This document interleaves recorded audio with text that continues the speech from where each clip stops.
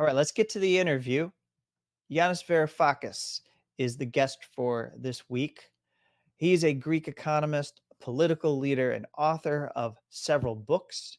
He was Greece's finance minister briefly in 2015. Also, he's a former member of the Greek parliament as part of the Syriza party, which is a center left to left wing party in Greece. Author of Technofeudalism, What Killed Capitalism. That's what we'll be discussing. His idea, his concept, his theory around techno-feudalism, the idea that big tech has replaced capitalism's twin pillars, markets and profit, with its platforms and rents. With every click and scroll, we labor like serfs to increase its power. I'm a serf. If you make content, you're a serf. And I'll be back next week with another show. But until then, here's the interview. Hello, Yanis. Thank you for joining me. I think before we plunge into your book, which is provocative and very enlightening and gave me much to think about, why don't we begin by laying out your thesis? I'm sure you're asked this often in interviews, but before we talk, let's have a foundation for discussing what you mean by this idea that capitalism is dead and has been replaced by techno-feudalism. Just by stating that hypothesis, it is a little bit like inviting opprobrium and mockery, because wherever we look, what we see is the triumph of capital. So how dare I claim that capitalism is dead? What killed it? Who killed it? Well, this is the paradox in my thesis. Exactly because capital has become so triumphant, so dominant, it has demolished all obstacles to its reproduction and accumulation by the left, by trade unions, by socialism, social democracy, even by liberal social democratic attempts to regulate it. Because it has been so triumphant, it has evolved and mutated into a mutant that is so toxic that, like a stupid virus that becomes overpotent, kills its host being capitalism. So capitalism has been killed in my book, at least in my thesis, by capital itself. And not any kind of capital, by this mutant capital, which I call cloud capital. And this is the difference between capital as we know it, as we have known it forever. So like a fishing rod or a tractor, or even an industrial robot that is all singing, all dancing, building Teslas. These are all produced means of production. They are machines that we created in order to build other stuff, other machines, goods, services, and so on. Now, the cloud capital is the kind of capital that allows you to interface with big tech, essentially. Algorithmic capital, which of course is real capital. It's machinery. It's optic fiber cables and servers and cell phone towers and all that. That's real machinery too. But unlike industrial robots, steam engines, and tractors, and fishing rods, these are not produced means of production. They are produced means of behavioral modification. Their task is to modify our behavior. So, to cut the long story short, my point is that this cloud capital has allowed certain capitalists, who are capitalists, like Jeff Bezos and Elon Musk and so on, essentially to create digital fiefdoms, like Amazon.com, which is not a market. It looks like a market, but it's not a market. It belongs to one man. There are lots of buyers and lots of sellers, but we cannot transact with one another freely. We can only be matched through Jeff's algorithm. So he has a fiefdom, a digital fiefdom, in which vassal capitalists and cloud serfs like us, the rest who are not producing anything or not selling anything on it, were matched with a view to maximizing the rents. The ground rent, or if you want more accurately, the cloud rent of Jeff Bezos. So if I'm right in my proposition that around 40% of GDP in the United States, as we speak, and more, much more in terms of capitalization of companies, is now in the form of a kind of rent, which a new techno-feudal ruling class is charging capitalists, vassal capitalists, in order to allow them to sell their wares on those cloud thieves. That's not capitalism, folks, anymore. Welcome to techno-feudalism. And to share with people who are tuned into our discussion here, I have a quote from your book that I pulled to pull us deeper into our conversation. Consider what cloud capital consists of: smart software, server farms, cell towers, thousands of miles of optic fiber, and yet all of this would be worthless without content. The most valuable part of the stock of cloud capital is not its physical components, but rather the stories posted on Facebook, the videos uploaded to TikTok and YouTube, the photos on Instagram, the jokes and insults on Twitter, the reviews on Amazon, or simply our movement through space, allowing our phones to alert Google Maps to the latest spot of traffic. And then I have the rest of it here. In providing these stories, videos, photos, jokes, and movements, it is we who produce and reproduce outside any market the stock of cloud capital. The reason I bring this into our conversation is because I found this to be one of the most insightful observations about our transformation. That idea that we are feeding it, and that's what we're doing today. I'm going to go post this on a platform and share it in the hopes that people will watch and engage with it. And to the extent that I'm doing this as a part of my job as a professional journalist, I am hoping to some degree that this will bring me some income. Maybe it probably won't be anything on par or equal to what people 20, 30 years were able to bring in for their work if they were engaged in this sort of endeavor. But I am hopeful that people will tune into this interview I am reproducing for the cloud. Of course, I agree entirely with you. This is exactly what's going on. And let's not forget that what you're doing, it, even though it will bring you some money, a portion of what you would have made once upon a time working as a waged uh, journalist, what you're doing is you're creating a lot more rent for the owners of YouTube and other such cloud thieves. Because with every person who tunes in,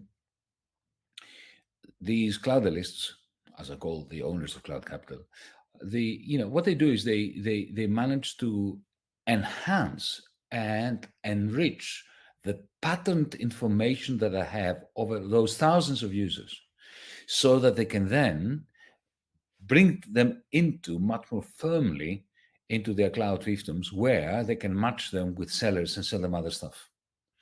And while doing that, they're not working on behalf of the sellers.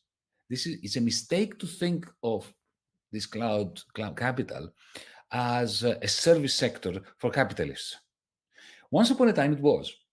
So, I use, as you probably noticed in my book, the fictional character of Don Draper, the great guru of advertising that we all watched in Mad Men. Great series, television series that was. Don Draper was smart. He was whimsical. He was very creative. And he came up with ads that enhanced the capacity of his clients to sell things to us. But in the end, he was dependent on them. So if Coca-Cola or McDonald's or Bethlehem Steel did not hire him, he was out of a job. And he was just a waged professional, service sector professional. That's what he was. So the capitalists back then, who were manufacturing the goods that Don Draper was pushing to us, promoting, they were in control. The capitalists were in control, and Don Draper managed to get a very nice salary out of them, or a cut from the sales. But today, the owner of the cloud capital, who doesn't have to be creative at all, right? He just has the algorithms, like Zuckerberg or Bezos, they are in control. They are the ruling class. It is not the producers of the steel, of the hamburgers, of the soft drinks, of the sodas, and so on. They are vassals because they are also drawn into these cloud fiefdoms like Amazon.com, and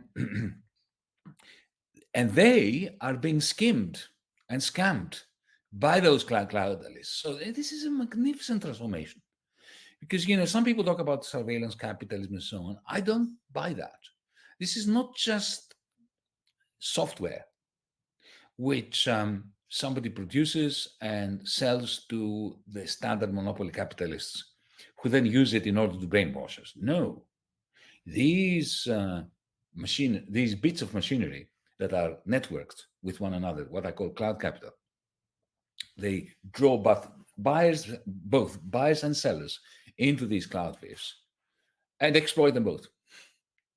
And that is a very different system to capitalism. That's why I've dropped the word capitalism. And that has not made me very popular, especially amongst the left.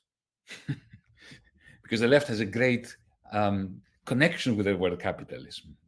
Which I understand as a leftist, but nevertheless, we need to wean ourselves of it. And so with this rise of cloud capital, you have a new class that you identify as the cloudalists. You've been mentioning them already, but I want to bring in, when I was reading your book, I got to a section of it that I was very glad that you mentioned this individual because I was thinking of them myself. You write, if I had to choose one person to illustrate the need for techno-feudalism, both word and concept, in order to understand our collective predicament, it would be Elon Musk. So as I was reading along, I'm seeing this description of the cloudalists and what they have been able to do. And I was thinking that this disruptor, this figure who has so captivated the world's attention, and yet people don't ever really seem to be able to describe him appropriately as to like what he was doing. I think that the section of your book where you address Elon Musk actually gets much closer than many of the pundits when it comes to understanding the figure of Elon Musk. But can you describe why you believe he so personifies or represents techno-feudalism? The reason is that, Musk started as a standard capitalist. Unlike Zuckerberg. Zuckerberg went straight into cloud capital. Facebook, right? The people behind Google, straight to cloud capital. They'd never made anything before. They never produced anything, any tangible material commodity. Musk, with Tesla, he upended the car industry. He created a new kind of car, an electric car that actually competes with Mercedes-Benzes and Volvos and Toyotas. So he built that. It was standard capitalist work. He also created SpaceX, which, though space age and not of this earth, again, it's a standard capitalist enterprise. You can imagine somebody like Henry Ford or Westinghouse or Edison doing it.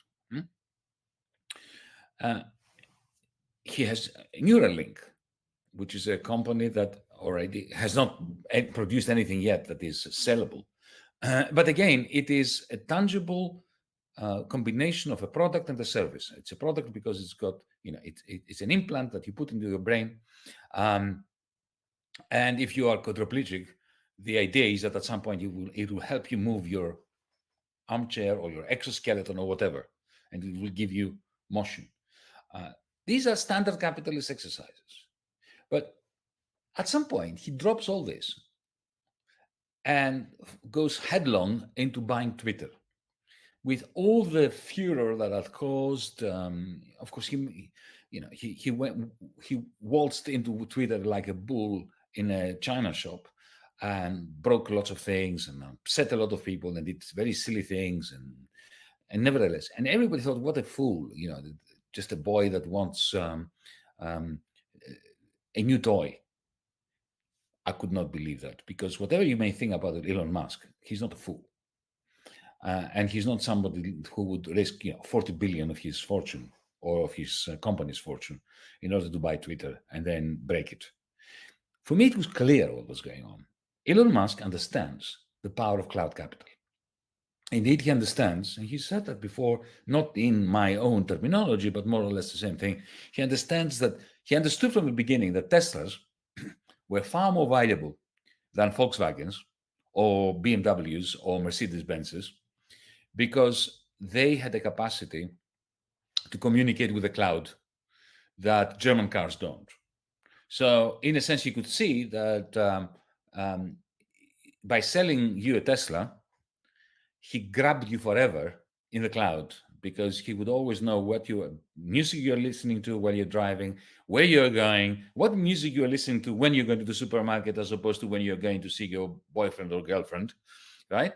And all that is just immensely important, rich data that has a market value and which he can monetize. But he did not have an interface between himself and you, other than his car. Bezos had Amazon, Zuckerberg had Facebook, and so on and so forth. And it's not easy to create one of these interfaces from scratch, as we know with Blue Sky and various other alternatives to existing platforms. So Twitter was the only one which was approachable, which was for sale. He grabbed it. And when he talked about turning it into an everything app, that's exactly what he had in mind. He had in mind a way of merging his mechanical capital, his old-fashioned capital, like cars and rockets and drills for his boring company and so on, blending mechanical capital with cloud capital. That was my interpretation of what he was doing. And it doesn't really matter whether you like him or you dislike him, whether you agree with him, you don't agree with him, you think he's dangerous or you think he's great. It is a very big mistake to underestimate his capacity to home in on the importance of blending his mechanical capital with cloud capital. And then I have one more aspect of your book specifically, and then I have more loose questions for the rest of our conversation. This doesn't have to be like I'm doing a professorial class or anything, but I thought this breakdown of what the cloudalists had changed was, really boiled down to the essence of what people should recognize. And so I broke it out into these bullets. That's not how you wrote it in the book, but you have the idea of what constitutes a commodity being changed, the ideal of the autonomous individual being changed, the ownership of identity being changed, the propagation of culture being changed, the context of politics being changed, the nature of the state being changed, and the texture of geopolitics being changed. So maybe you can dive into that and give some more detail to those bullets. But in moving our discussion along, I also invite you to address these historical events that are highlighted in your book as being key moments in technofeudalism's history. The pandemic in 2020, and then even earlier you have the 2008 economic collapse or crisis and the ripple effects, the shock waves that were sent throughout the economic system. Sure. Look, the first event is before 2008. It's the privatization of the internet. The original internet was a commons. It was a capitalism-free zone. I remember that. I'm old enough to remember Internet 1, when we users simply owned the place. People wrote programs and threw them to the wind, to the internet digital wind. So even today, when you go into a website, you use HTTP, which is a protocol that somebody wrote, didn't earn a single penny for it. A single penny for it. A bit like the Pentagon giving us GPS for free. We don't have to pay for GPS because Pentagon decided they will not charge us. They could have decided to charge us. That would be a very different world. Anyway, so the privatization of the internet brought about the creation of big tech. That's the first big step around the late 1990s, early 2000s. Then comes 2008 with the collapse of Wall Street, which precipitated the complete collapse of all banks in Europe, every single one of them. The debt crisis, the Great Recession, and then the Great Stagnation. Remember, central banks were trying to create inflation, they couldn't, which is, if Milton Friedman had heard that, he would have freaked. That the central bank is trying to pump money. Well, not he's trying, he's pumping money, huge quantities of money into the economy, and no inflation happens. Okay. Of course, the reason for that was because our governments were practicing austerity at the same time. So the little people didn't have money to spend. So as the central bank pumped money into the financial circuits, into finance, into the big banks would never lend it to the little people because the little people were impecunious. Why give them money when they didn't have any? The banks never give money to anyone who needs it, right? They only give it back to people who don't need it. It's a basic principle of banking. So Exactly. they would pick up the phone and they would call their usual clients, anyone from Apple to General Motors. Now General Motors looks at the people that they're saying as if they're going to be able to buy an expensive new model. So I'm not going to take any money from the bank in order to invest in a new expensive competitor to Tesla or Mercedes-Benz because the people out there don't have enough money. But they took the money anyway because it was free. It came at zero interest rate, more or less. And they took it to Wall Street and they bought back their own shares. So General Motors shares were going up even though they were not selling more cars. Um, the only capitalists who actually invested in real machinery were the cloudalists, the big tech. And for 13 long years, they took the money that the state produced to build up their cloud capital and their cloud thieves. So that's the second major milestone in the history of the emergence of technofeudalism. And then you're right to mention the pandemic, because what the pandemic did was, even if the pandemic had not happened, we would still have technofeudalism. But it turbocharged it because, as you remember, Amazon suddenly became the Red Cross when we were locked up.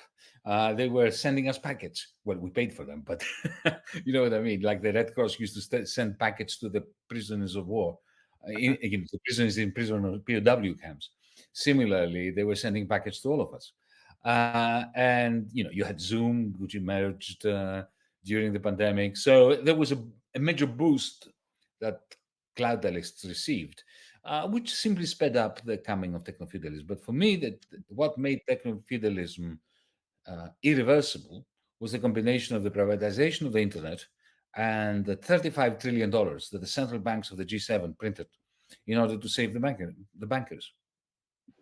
One of the things that I observed as a person living through this global pandemic, and then you bring it up so very well in your book, is that we were spiraling into this economic crisis, and then as you observed what was happening, the stock markets weren't going down.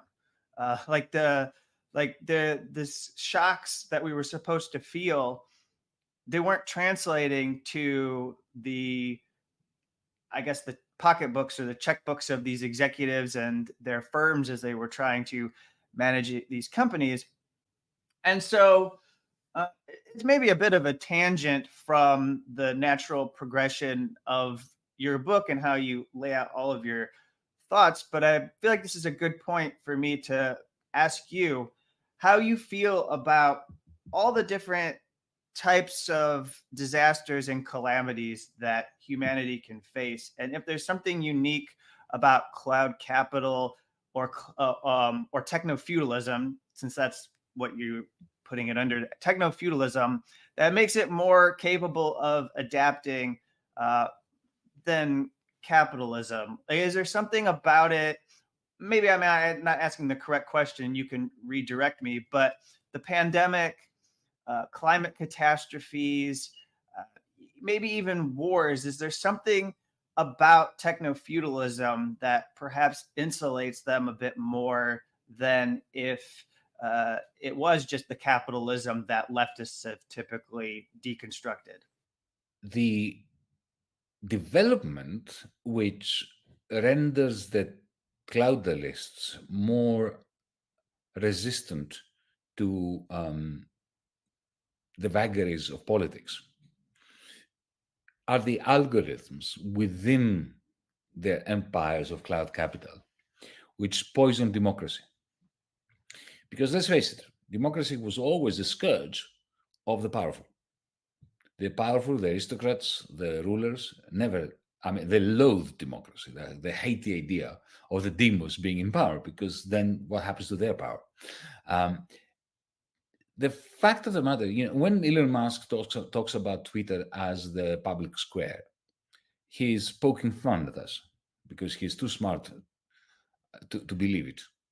Uh, his algorithms, and the algorithms before he bought Twitter, that's not down to him. These are how these algorithms work. We know from whistleblowers that have worked for Facebook and others that this was not it was not a subconscious project. It was a conscious attempt by those who coded the algorithms of Facebook, of Twitter, of Instagram.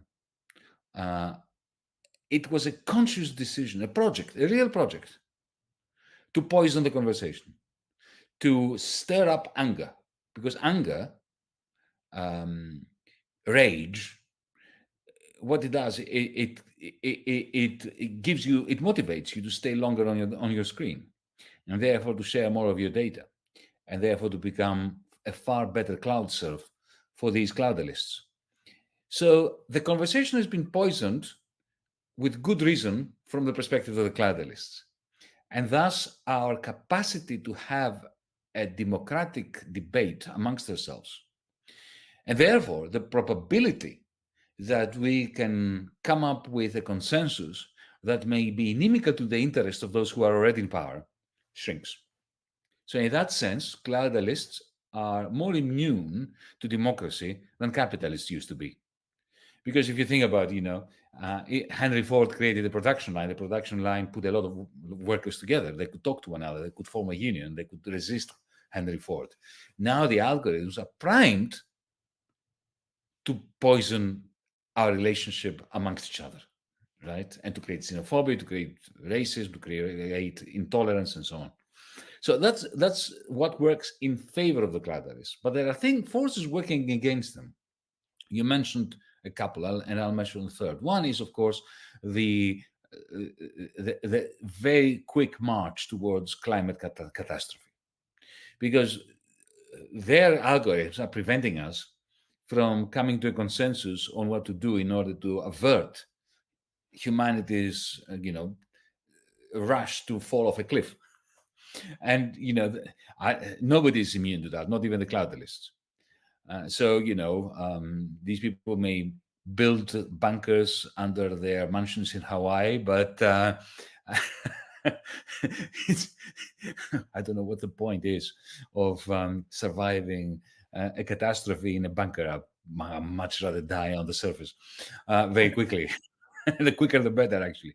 The second reason why they are moving also towards their own disaster is, of course, the intensity and the growing intensity of the new Cold War between the United States and China, which I explain in my book as the almighty clash between the two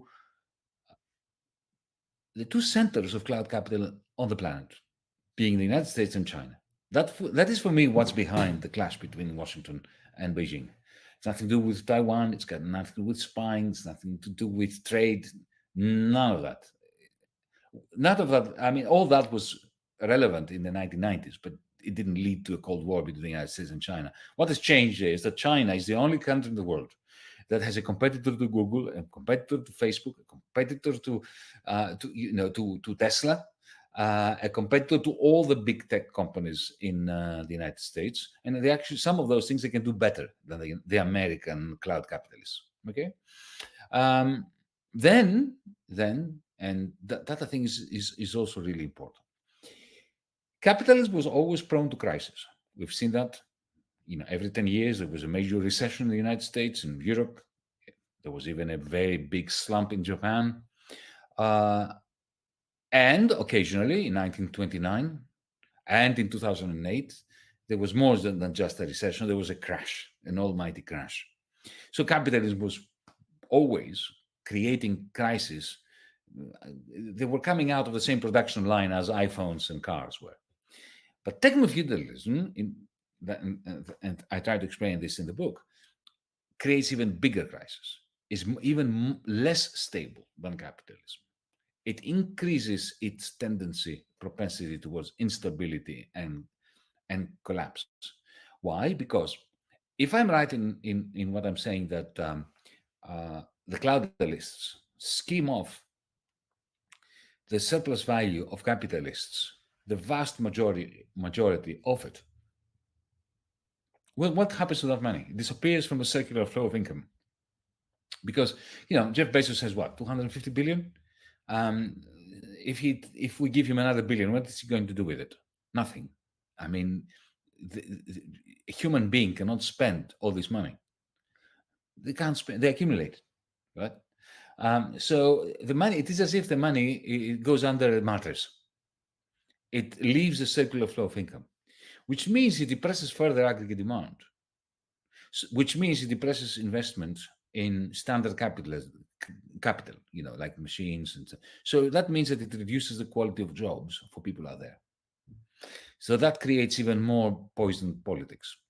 That poisons our democracies even more.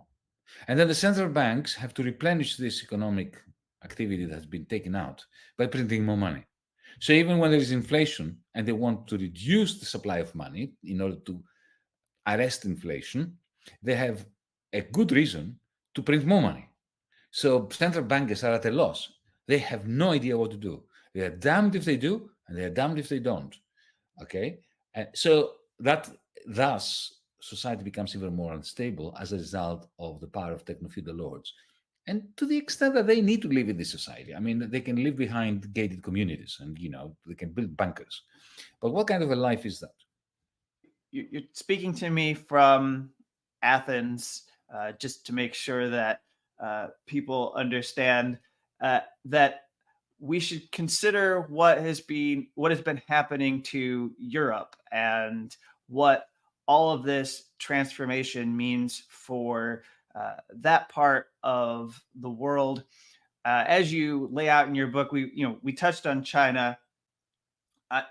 Maybe we'll come back to it, but I do think it's important to give attention, because the people who listen to my show and watch it, they've heard us discuss what the war in Ukraine has basically meant for people of Europe, and how it has wrecked their economies.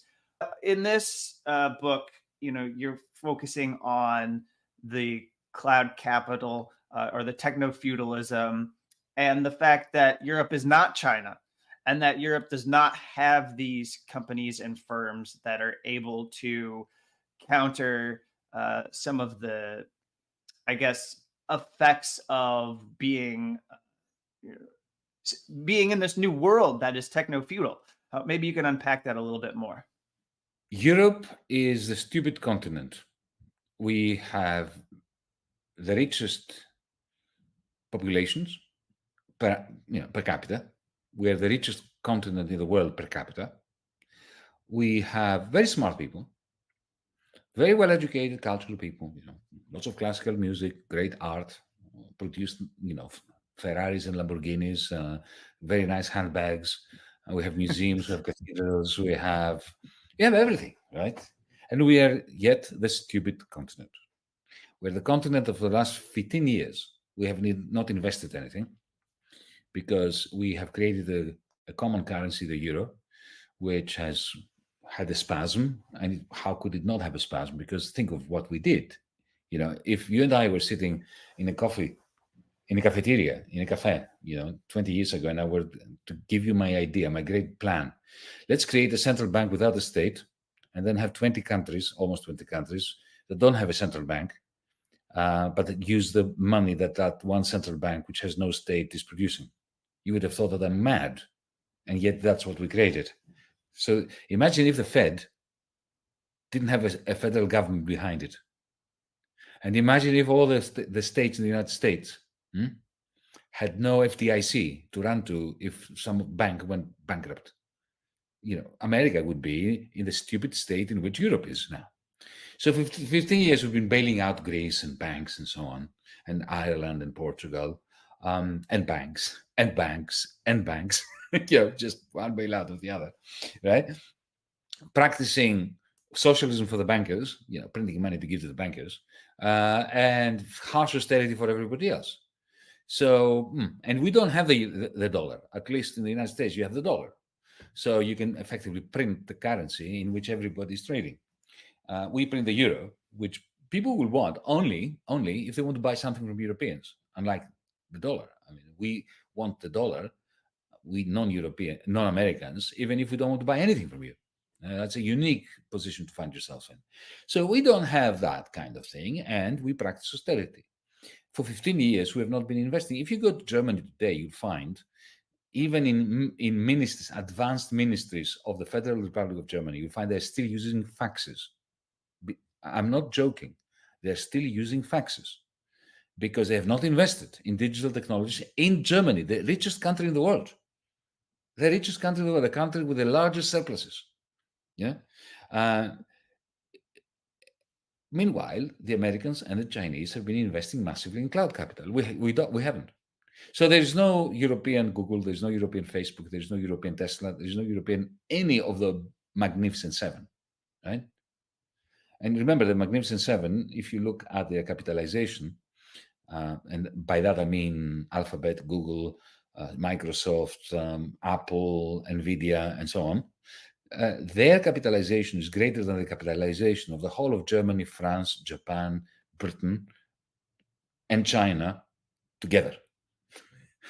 Okay? And Europe has none of that. That explains why we are so geostrategically irrelevant. It explains why Volkswagen, even if they manage to build a lot of electric cars, they will not be able to make a profit, a serious profit. Because unlike Tesla with Elon Musk and Twitter and so on, they have no access to cloud capital because Europe has no cloud capital. So we are falling behind when it comes to green technologies, green energy, and also we don't have a federal government. We have federal money without a federal government. I mentioned that before, but that's also pertinent because you mentioned Ukraine. Well, to highlight the irrelevance of Europe and the stupidity of this continent, and I count myself as part of this celebration of idiocy. Suppose that tomorrow morning there is a peace conference to resolve the Ukrainian war. I hope there is one. Personally, I'd love to see one where, you have Zelensky representing the Ukrainians, Putin representing the Russians, Biden representing the United States, Xi representing China, Modi representing India. Who is going to represent Europe? You only need to ask this question, and then you realize what I'm talking about, because there's no one to represent you. Not only don't we have a government, a federal government with a president, a prime minister, a guru, something, but even our national leaders are Lilliputians. Take Emmanuel Macron, Olaf Scholz. They don't even have the trust of their own people, the French or the Germans. How could they have the trust of the Europeans? In any case, the Eastern Europeans, the Scandinavians, the people from the governments of Estonia, of Lithuania, consider Scholz and Macron to be very close to Putin. So they will veto them representing Europe. But who's going to pay for Europe's participation in the Ukrainian peace? And we know that it is the European Union that will have to pay for Ukraine. Americans never do. The Americans, even in the Gulf War, if you remember the first Gulf War under Bush Senior, they went in, they did all of the destruction and the fighting and the killing, and some of them were killed as well. And then it was the Saudi Arabians that had to pay the bill, right? So somebody else has to pay the bill. And who is going to pay the bill? The Europeans, with no representation. So, taxation, no representation. An American understands what that means. So no cloud capital, no green technologies, no geopolitical significance. To understand that in its full-blown intensity, you've got to look at the fact that the capital, which in my estimation in my book, has mutated to becoming the main source of power in the world, cloud capital is simply non-existent in Europe. And then to close out, you write compassionately, as anybody on the left should do, about the global south and where they find themselves. They're effectively caught in the middle here. And there has been discussion among the left about the nature of Chinese investment in the African continent, and whether that is something to be fearful of, in the sense that the Belt and Road Initiative, as you mentioned in your book, might be something different than the standard of colonialism that would have come from Belgium or, I guess, European countries earlier, that maybe they've taken a different approach.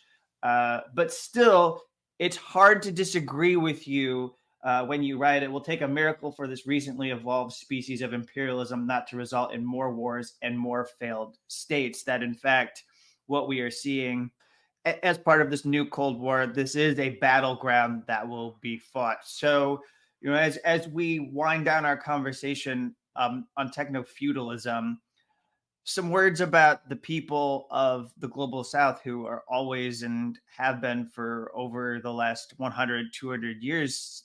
And I guess you could go even further back when you consider the slave trade to North America, that these are the most underdeveloped and exploited people, this population. 2 points. Firstly, I'm always worried whenever I see moneyed people, whether they're Americans, Germans, or Chinese, going to a place like Africa with wads of money, because they are not philanthropic. We know that, right? But there is a fundamental difference between the way that the Europeans and the Americans went into the African continent, guns blazing. First, they sent the army. Think of Belgian Congo. They went in there, they destroyed everything, they killed anyone who resisted them, and they took the loot and left, leaving behind a black hole. Or they stole their people, the slave trade, as you put it. The Chinese need to be looked at in a nuanced way, because it has to be recognized that they are not imperialists in the standard way. They've never been preceded by troops. They didn't overthrow a single government. It's not like the United States that destroyed the Congo by murdering Patrice Lumumba, right? So there are no Chinese secret agents killing politicians and overthrowing regimes, and there are no troops of the Red Army marching across Africa. That has to be understood. And whenever I hear Washington or European capitals denouncing China for imperialism, I think, my God, what audacity do they have? Who are they? Anyway, having said that, there can be predatory lending, and there has been predatory lending by the Chinese. Not all of it. A lot of it was given, a lot of money was given away. In Ethiopia, they built a whole electricity system and telephone system for free in order to carry favor with governments. There's no doubt about that. But it's not the same thing, right, with predatory lending. And then there was predatory lending. But even when there was predatory lending, like Sri Lanka, when they really wanted to get the port of Colombo, when Sri Lanka went bankrupt, the Chinese stood back and they said, okay, we're not writing off the debt, but we're not going to destroy the people of Sri Lanka by demanding the immediate repayment. So effectively, they froze the debt and they stood back. Whereas the IMF and the international bankers, and India for that matter, are trying to extract a pound of flesh from the people of Sri Lanka as we speak. But that's the first part. The second part, in order to link it with cloud capital, there is a very bitter irony about the way in which our dematerialized capital, this is how people think of cloud capital, that it is dematerialized capital because you have your phone, it is as if it is in the ether. It lives in the cloud. It doesn't live in the cloud. It lives on the earth. It's machinery, and to boot, all these technologies require particular rare earths and nickel and cobaltium and various other substances, which are mined in the old-fashioned way. So think about it. Our Tesla cars, our iPhones and Samsung phones, all these technologies that make up cloud capital, they are being serviced by labor in Africa as we speak that mines the land in 19th century working conditions. 6 and 7 year olds work to death in deep holes underground, like they used to at the beginning of the 19th century, in order to service and to provide the raw materials for our cloud capital. And one final example. If you look at the financial press, like Wall Street Journal, Financial Times, there was a lot of discussion about, you know, debt restructuring and indebtedness and the debt crisis of the global south, and oh, these people have to pay their debts and so on. Take Zambia. Zambia, as we speak, is in a never-ending negotiation with the International Monetary Fund, the kind of negotiation I found myself in 2015 representing Greece as its finance minister. It's never a good thing to be caught up in negotiations with the IMF on behalf of international vultures. Now, Zambia owes about $1 billion.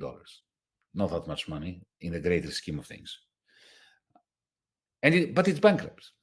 And it really has to suffer losses of schools, of hospitals, of public services, of health, while these negotiations are continuing.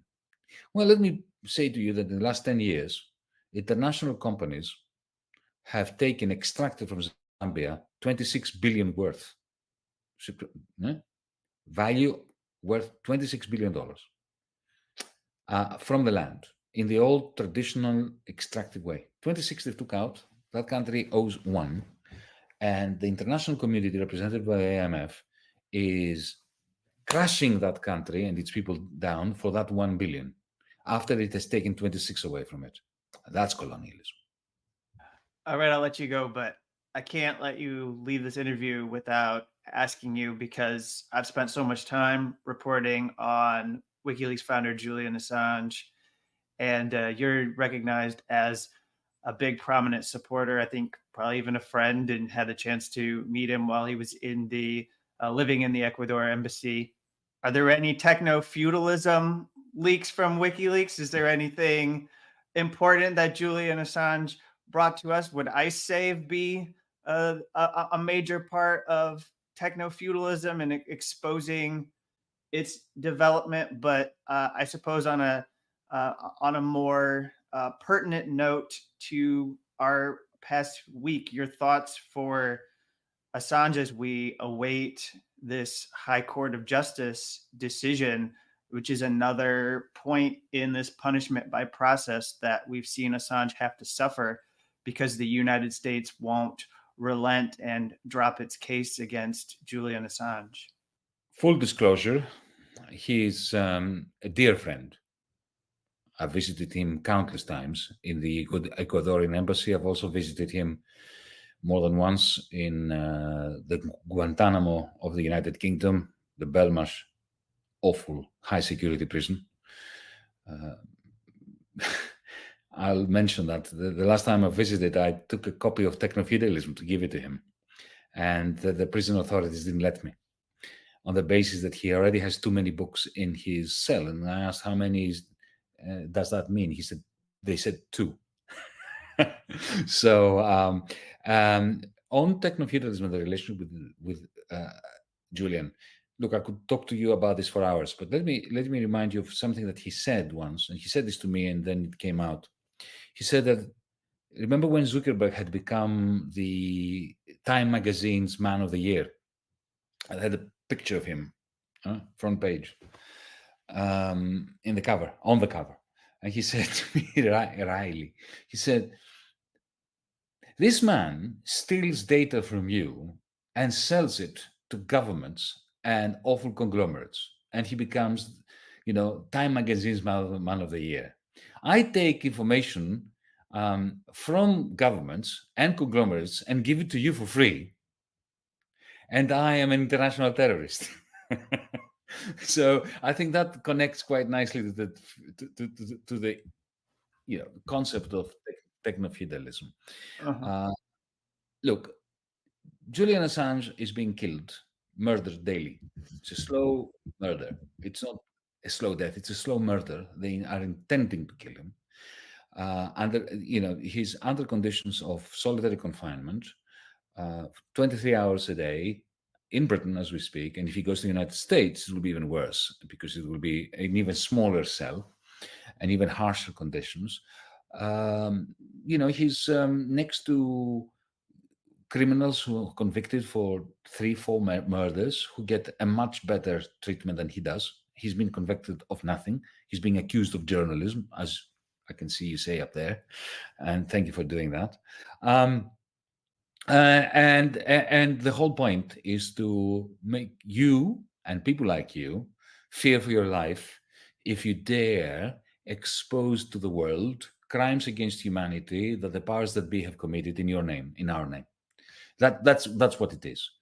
As for the specifics and where we are at now, I have no hope in the British High Court judges. They have demonstrated in the past that they have been completely sold down the line. They've sold their souls to the devil. There is no doubt that that he should be released by them, because the extradition treaty between the UK and the United States is very clear.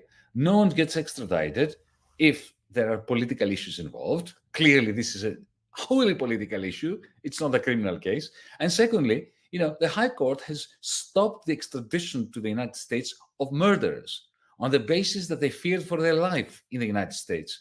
Now, if anyone's life is threatened by the United States, that's Julian's. So there's no doubt that the British High Court is a disgrace. They have disgraced themselves. They will disgrace themselves again. I have no doubt. I hope they prove me wrong. I really hope it. And then I'll apologize with immense joy. But my view is that they will send him eventually over to the United States. And when he's in the United States, he's going to be put in a Virginia Supermax prison, where he's going to be for 24 hours a day, not 23 hours a day, in solitary, in a much smaller cell. And remember, he's autistic, which means that being deprived of sensory deprivation for him is 1,000 times more painful than it is for you and me. And there will be a court case, which is a mockery of anything supposedly the West stands for, because even his lawyers will not know the charges. Can you please note that? His lawyers will not know the charges. His lawyers will not see the judge. They will speak through a camera to the judge. There will be no jury. Julian will never see anything. He will never be privy to any deliberation that is happening in the court on his behalf or against him. The national security apparatchik, the ones who have plotted to kill Julian, as we know very well that they have done that over the last 10 years, will be the ones who will be talking to the judge. And the judge will make a decision, 170 years in prison. There's no doubt of that. Because that's why that particular judge has been chosen, in order to deliver the verdict that has been decided in advance. The only possibility I see of seeing my friend again is if, having convicted him, because this is what you see, that's what the NSA, the CIA, the security apparatus of the United States wants. What they can't stand is that he's an innocent man who's never been convicted of anything, not even a parking ticket. And they want to convict him. And the best we can hope is that the Prime Minister of Australia, Albanese, will find a way of negotiating with Biden that once he's convicted, the United States will extradite him to Australia, where he will be supposedly serving the rest of his sentence, and then the Australian government can release him on bail. That is the only chance I see of seeing my friend again. I can tell you, Julian doesn't want that. He prefers to die than to be convicted for journalism. I hope to see him again. I hope that you get to see him again. So thank you, Yanis, for taking the time for this discussion. And I wish you all the best with your book. It's fantastic. I'll go ahead and conclude the interview and let you go off. You're a busy person. Thank you for all your work, and I guess keep up the fight. Thank you.